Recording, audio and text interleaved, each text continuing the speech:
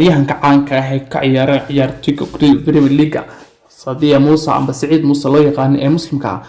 oo ka soo jeeda dalka Senegal ahna qof Muslim dhab ah ayaa diiday in uu qabto koobka qamriga ah ee ciyaar dhaqameedka kooxdiisa oo ka tirsan yahay taasi oo ay ku soo bandhigayeen shirkadda ugu weyn dalka Jarmalka ee qamriga samaysa taasi xayis lagu sameeyay korna loo qaaday koobka balse Sadio Muuse iyo saaxiibkiisa ayaa diiday inay gacanta ku qabtaan koobka qamriga ayagoo sharfaya amba dhowraya diinteena islaamka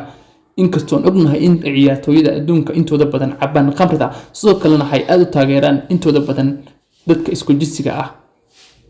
iyo dhaqan xumooyinka aadka u fara badan iyo sidoo kalena ay dhaqankaas ay si caam ka yihiin xataa garoomada lagu dhajiyo oon ogeyn inay dawladda Qatar diiday in ay yimaadaan dadka xayeysiinaya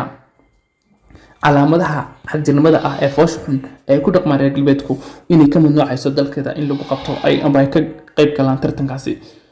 haddana ciyaaryahanka caanka ah ee Sadio Muuse amba Saciid Muuse oo dhashay dalka Senegal ayaa noqday qofkii ugu hadalhaynta badnaa maalmihii la soo dhaafay kaasi oo muslimiinta caalamka aad u soo dhaweeyeen amba aad u la yaabeen kadib markii uu iska diiday inuu gacantiisa ku xayeysiyo koom qabriya oo lahayd dalka Jarmalka ugu weyn ee soo saarta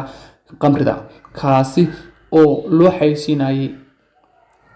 in ay shirkadaasi ay horumar badan ka gaadho balse Saciid Muuse waxa uu diiday inuu gacantiisa ka qabto koobka qamrida isagoo dhowraya amba sharfaya diinteena islaamka ee suuban arrintan ayaa si weyn u soo jiidatay indhaha islaamka inkastoo uu takoor iyo fadeexayn kala kulmayo kuwa badan oo isku sheega inay yihiin kuwa iyagu mulkiyaha adduunka leh amba reer galbeedka ay ugu horeeyaan kuwaasi oo Sadio Muuse ku eedeynaya inuu yahay qof mar walba xag jira amba dhinac u jeeda ayaa haddana muslimiinta caalamka oo la sheego inay yihiin dadka labaad ee diinta ugu badan haysta dunida muslimiintu hay Sadio ka helay garab iyo taageero weyn kuwaasi oo si weyn social media amba baraha bulshada uga hadalaya magaca Sadio Muuse ayaa noqday ka ugu hadalhaynta badan ee la arko maalmahan amba toddobaadkan ku jira dhexdiisa kala ciyaaryahanka caanka ah Sadio Muuse ayaa marar badan la arkay isagoo oo milyaneer ah oo mushaarkiisa lagu qiyaasay isbuucii inuu yahay $168,000 ayaa la arkay isagoo marar badan sita telefoon jaban kaasi oo telefoonada hore Sadio Muuse mar la weydiiyay wuxuu sheegay inuu ahaa qof faqiir ah ku soo koray faqiirnimo iyo nolol aad u adag koonfurta iyo galbeedka Afrika kaasi oo sheegay inuu marar badan ciyaari jiray kubadda cagta isagoo aan kaba haysan sidoo kalena uu marar badan ciyaari jiray kubadda cagta isagoo aan dhar haysan duruufo badan oo gaajo iyo wax kastana oo ka soo maray qaaradda Afrika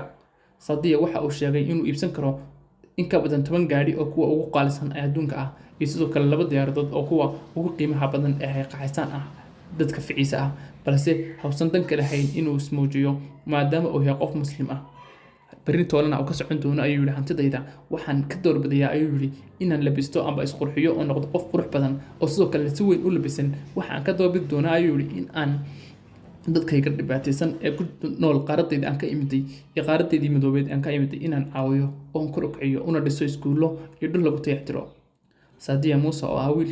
muslim ah anidhaahday oo ka soo jeeda